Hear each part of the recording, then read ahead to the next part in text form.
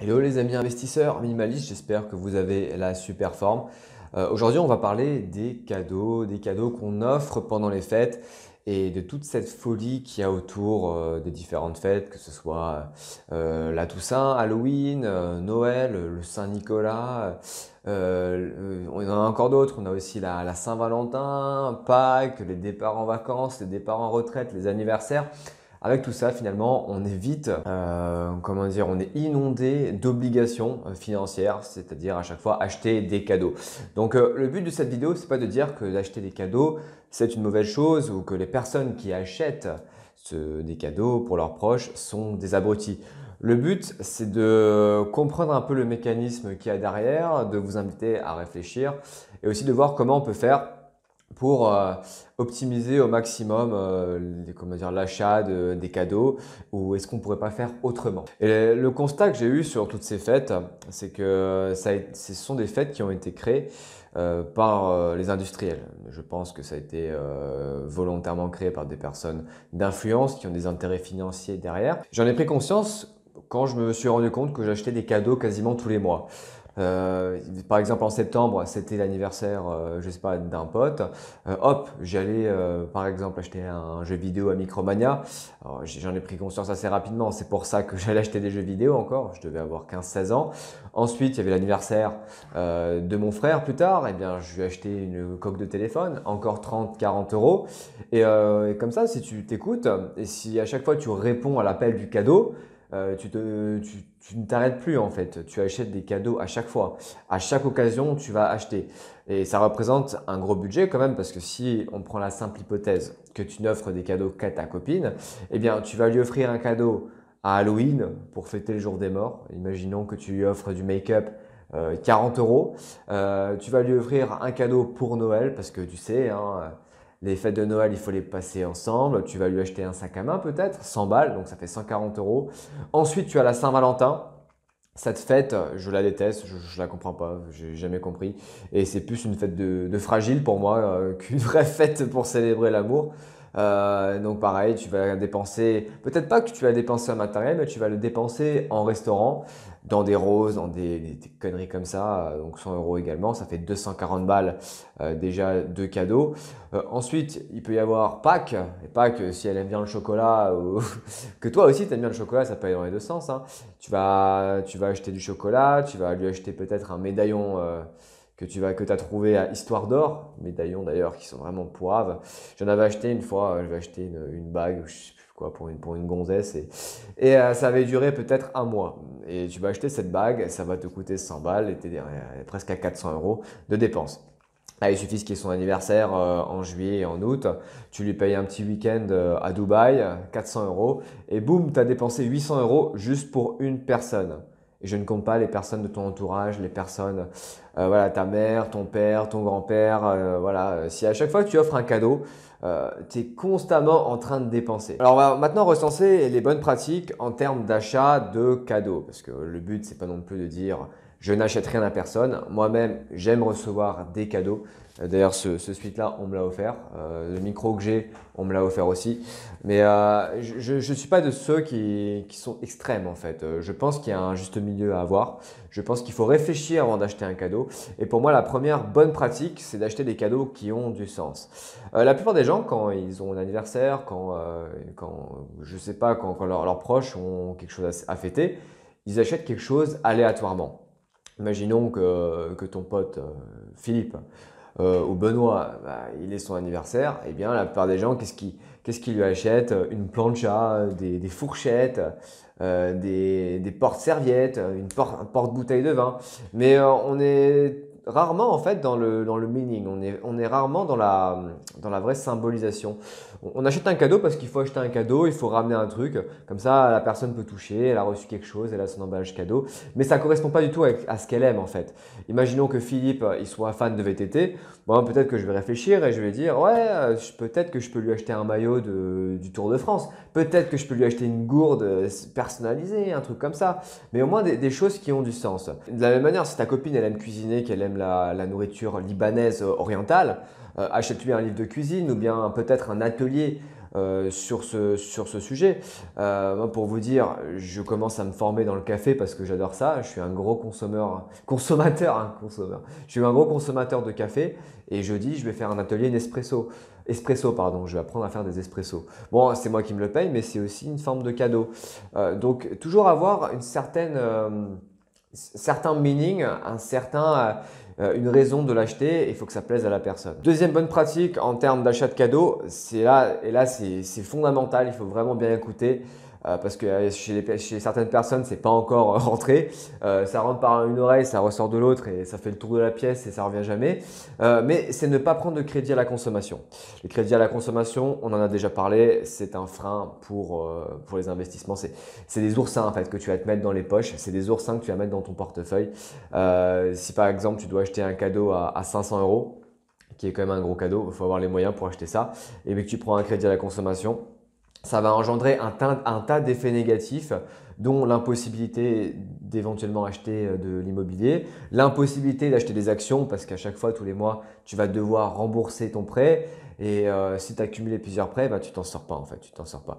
Donc la deuxième bonne pratique, c'est de ne jamais prendre de crédit à la consommation, d'acheter des cadeaux toujours avec des fonds propres, avec de l'argent que tu as et dont tu n'as pas besoin. Mais ça, on va en parler tout de suite.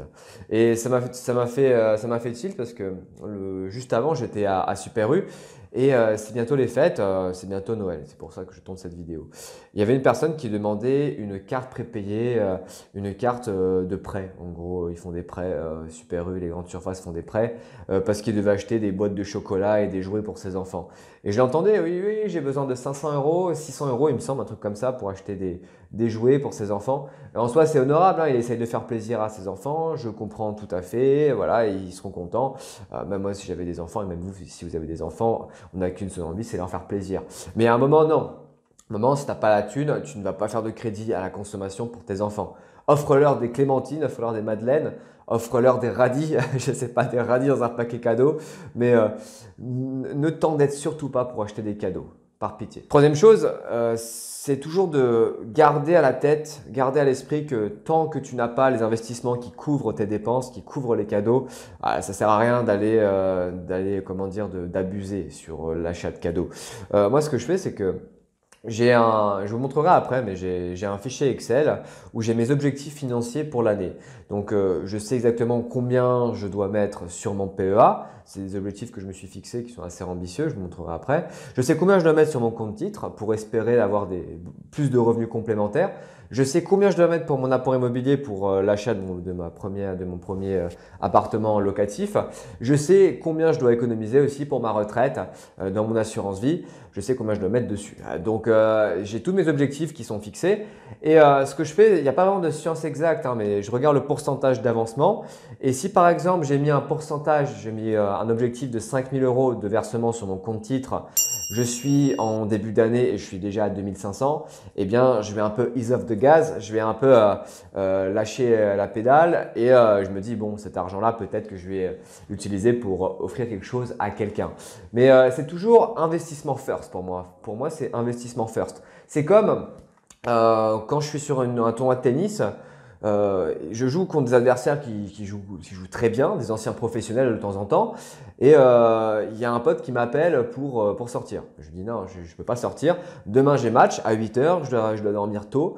À 6 h, je me réveille, je vais faire un peu de footing, je vais m'échauffer. J'ai pas le temps pour ça. À un moment, il faut aussi avoir ses priorités. C'est qu'il y a l'aspect cadeau, effectivement, mais il faut garder à l'esprit qu'il faut investir. Il faut investir.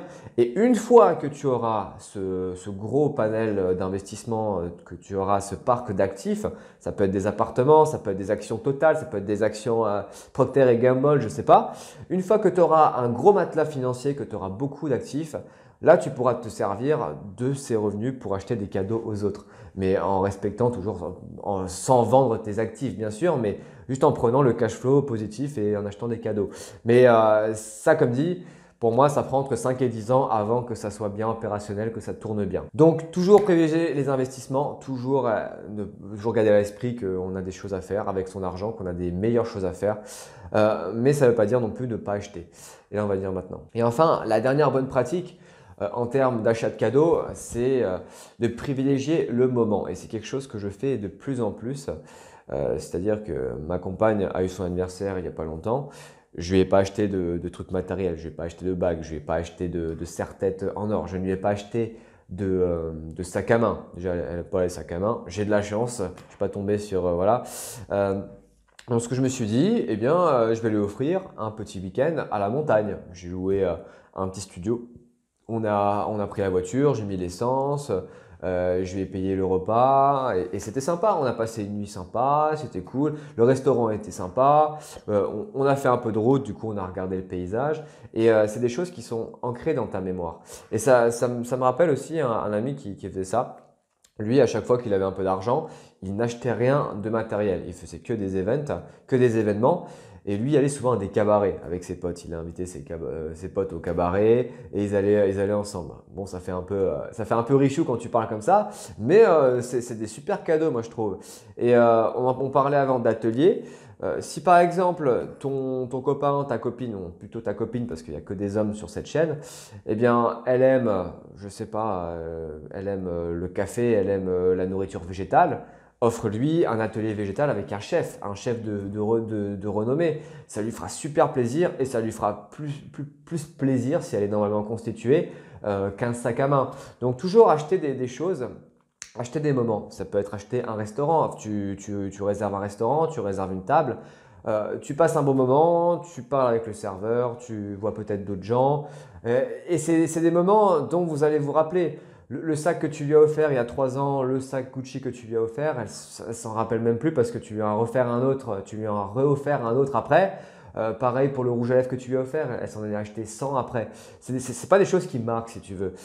Donc toujours privilégier et tendre vraiment vers le moment et pas vers le matériel, le matérialisme. Donc si on devait résumer cette vidéo, je pense que la priorité, c'est de tendre vers le moment, de passer un bon moment et d'oublier tout le matérialisme qu'on nous impose dans les pubs, à la radio, etc. Donc, on va maintenant passer à la partie pratique. Et j'avais fait un petit sondage sur la chaîne YouTube parce que je cherchais des idées de cadeaux pourris, les cadeaux les plus pourris que les gens s'offrent pour les fêtes. Et vous avez été nombreux à répondre à ce sondage et je vous remercie d'ailleurs parce que ça m'aide aussi pour les vidéos et ça rend la communauté interactive, on échange et c'est top. Donc, on va voir ensemble les différents cadeaux inutiles. On va passer derrière mon écran et on va bien rigoler ensemble, je pense. Nous voici derrière l'écran où nous allons voir les cadeaux les plus inutiles selon moi.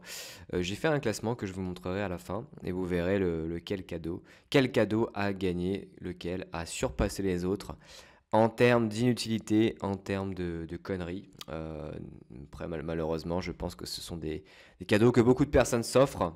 Mais bon, des fois, ça me rassure de me dire que je vais quitter ce monde quand je vois la connerie humaine de temps en temps. Mais bon, après, l'idée, c'est pas de se moquer, mais c'est de voir un peu les cadeaux inutiles qu'on peut s'offrir. Des cadeaux qui sont totalement dépourvus de sens et à qui qu'on offre justement pour amuser la galerie et pour ne pas venir les mains vides. Alors, le cadeau numéro 1, il est pas mal. Franchement, j'espère que vous êtes prêts. C'est le distributeur de cure-dents. Distributeur de cure-dents. Alors, je fais juste un petit rappel, hein. Il n'y a pas les piles avec, hein, c'est pas un truc automatique. Mais en fait, je pense que le distributeur, à mon avis, on peut l'actionner vers le bas et ensuite ça nous cherche le cure-dent. Donc ça, je trouve ça, je trouve ça assez marrant, mais en termes de cadeau, franchement, moi, si on m'offre ça, mais je me dis, bon, ça veut dire en fait que je suis trop bête pour aller prendre un cure-dent dans la boîte. Non, mais c'est vraiment l'excès du capitalisme. C'est un peu les dérives qu'on voit, et c'est comme avec les métaverses bientôt, la réalité virtuelle augmentée. Là, le distributeur de cure-dents, elle illustre parfaitement la civilisation qui est arrivée au bout de son cycle. Mais voilà, c'est sympa, c'est une belle connerie. Il mérite d'être dans le classement. Et moi, ce qui me choque, c'est qu'il y a 50 avis sur ce truc. Donc, ça veut dire qu'il y a 50 personnes qui l'ont acheté. Même si c'est pas 5000, c'est pas 10 000, c'est quand même beaucoup. C'est beaucoup trop, 50 personnes qui achètent ce genre de conneries.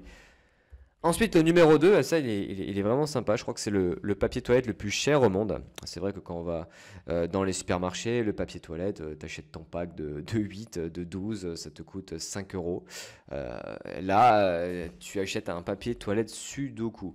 Déjà, je sais même pas à quoi il sert parce que, bon, on sait tous que quand tu vas aux toilettes, bah, je pense que les chiffres vont s'effacer. Je comprends pas trop l'idée dans tout ça. Après, pour les fans de Sudoku, ça peut avoir un meaning, mais 7,90 € le papier toilette, ça paraît un peu beaucoup. Euh, je sais pas, dites-moi dans les commentaires si on vous a déjà offert ce genre de choses, mais vous l'avez remarqué au son de ma voix, je sais pas trop comment commenter cet objet, j'avoue que j'ai pas vraiment d'idées qui me viennent à l'esprit. On passe au numéro 3 maintenant. Ça commence à se corser. Ah, celui-là, il est pas mal. Le set de moustache de secours. Ok, donc c'est au cas où tu es à un rendez-vous d'affaires, que tu es avec une nana dans un date, ta moustache tombe. Et là, il t'en faut une. Je sais pas, mais j'ai jamais vu ça autour de moi. Je n'ai jamais observé ce phénomène. Moi, ma moustache, elle est jamais tombée comme ça. Peut-être que c'est pour les déguisements après. Peut-être que c'est pour les déguisements, tu me diras. Mais même si c'est pour un déguisement, tu mets cette moustache, tu fais -10 points de sex appeal direct, hein. Donc, à mon avis, c'est pour les déguisements, c'est pour sortir. Mais je vois pas trop l'utilité d'acheter ça, franchement. Euh, Numéro 4. Alors ça, c'est un truc qui pourrait m'intéresser. Non, non, je rigole, hein, ça ne m'intéressera jamais. C'est un mug qui touille tout seul. C'est-à-dire que quand tu te sers un café, que tu mets ta poudre, si tu bois du café soluble et que tu rajoutes l'eau, eh bien tu peux actionner le vase, actionner la tasse pour que tout se mélange tout seul. Et c'est un peu comme le distributeur à cure-dents, on est un peu, comment dire, sur des objets de fin de cycle de civilisation. Je pense que si nos ancêtres, si nos ancêtres nous voyaient, ils se diraient, mais punaise, qu'est-ce qu'on est content d'être parti, quoi. Donc le mec qui touille tout seul, voilà, c'est une belle invention. Ça, si on m'offre ça, je serais très ravi. Ça voudrait dire que j'ai pas l'intelligence ni la capacité de mélanger mon café. Et surtout que pour cette connerie, il faut des piles, donc je vais devoir le changer tout le temps. Ça va me coûter 2 à 3 euros par mois, la pile. Et surtout, si je fais tomber le mug, eh bien voilà, c'est 20 euros de perdu. C'est pas juste une tasse comme ça. Il y a un système électrique derrière. Et d'ailleurs, je me demande qui c'est qui a inventé ça, quoi. Quel ingénieur on a payé pour inventer ce truc. Mais voilà, c'est un cadeau assez inutile, je trouve. Et pour moi, il est dans le top 3 déjà. Et enfin, le dernier, il est plutôt pas mal, hein. C'est des bonbons pour comprendre les femmes. J'ai jamais vu ça.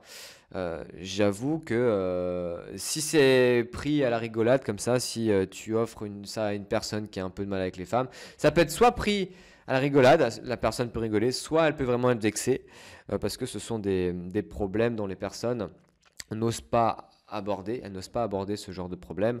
Il y a plein d'hommes qui ont du mal avec les femmes, et d'ailleurs c'est bien dommage pour eux. Mais le cadeau en soi, je le trouve pas drôle. Je le trouve pas drôle, même s'il y a un de mes amis qui a du mal avec les femmes, je vais pas lui acheter ça. Je vais lui faire oublier ce problème et on va se concentrer sur les solutions, quoi. Mais c'est vrai que, au vu surtout du prix qui est proposé, 83 euros le kilo, là c'est 2,49 mais c'est pour un petit paquet. Je pense pas que ce soit non plus des bonbons de qualité. Mais en termes d'inutilité, on est pas mal. On est maintenant devant le sondage, le résultat du sondage que j'avais fait sur la chaîne YouTube. D'ailleurs, merci aux 36 personnes qui ont voté. C'est bien, ça fait de l'interaction dans la communauté, ça nous permet d'aborder d'autres sujets. Donc, qu'est-ce qu'on a? On a le distributeur de cure-dents qui a réuni 94% des votes. On a aussi des bonbons pour comprendre les fans qui ont réuni 33% des votes. Le mug qui touille tout seul, 14%. Je dois avouer que je suis assez étonné. Je pensais qu'il allait largement surpasser les autres. Papier toilette Sudoku, 8%. Pareil, hein, c'est une grosse surprise. Une grosse surprise. Un outsider qui n'a pas fait le taf finalement. Un kit de moustache de remplacement, 31%. Ça, au contraire, je pensais que ça allait pas du tout passer. Mais le résultat du sondage est sans appel. Sans appel, des bonbons pour comprendre les femmes, 33%. Donc l'objet le plus inutile que vous avez trouvé dans cette liste, c'est les bonbons pour comprendre les femmes. et ça se justifie. Mais à chaque fois, de toute façon, qu'on met ce genre d'objet en rapport avec les femmes, en rapport avec la sexualité, le sexe en règle générale, eh bien ça fait plus de voix. Avant de terminer cette vidéo, je vais juste vous montrer, mon budget, de comment je fais pour décider du cadeau que je vais acheter, quel montant je vais acheter. Et pour regarder les objectifs que j'ai, par exemple pour cette année, eh bien j'ai 3000 € de versement sur le PEA, 3000 € de versement sur le CTO, 10 000 € pour IMO, franchise, hein, c'est des projets d'investissement assez lourds, et 4 000 € de remboursement de crédit, parce que j'ai encore une part de remboursement de crédit étudiant à payer. J'ai 4 000 € à rembourser sur 5 ans, donc ça devrait aller. Mais en fonction de l'avancement, vous voyez que là, on est en début d'année. Je me suis fixé les objectifs en septembre. On est déjà à 33% sur le PEA, 35, 20 et 15. Donc je ralentis un peu et je pense offrir quelque chose de correct aux personnes qui m'entourent. Donc voilà, j'espère que cette vidéo vous aura plu et on se dit à très bientôt pour une prochaine vidéo. N'oubliez pas de vous abonner à la newsletter, j'envoie des conseils bourse et vous pouvez aussi télécharger votre formation offerte sur 3 jours. 3 jours de formation intensive où vous allez apprendre les bases de la bourse. Bonne journée, bonne soirée et on se dit à très bientôt. Ciao, ciao. Merci pour ton attention et tu peux également regarder d'autres vidéos sur cette chaîne et t'abonner également. À très bientôt.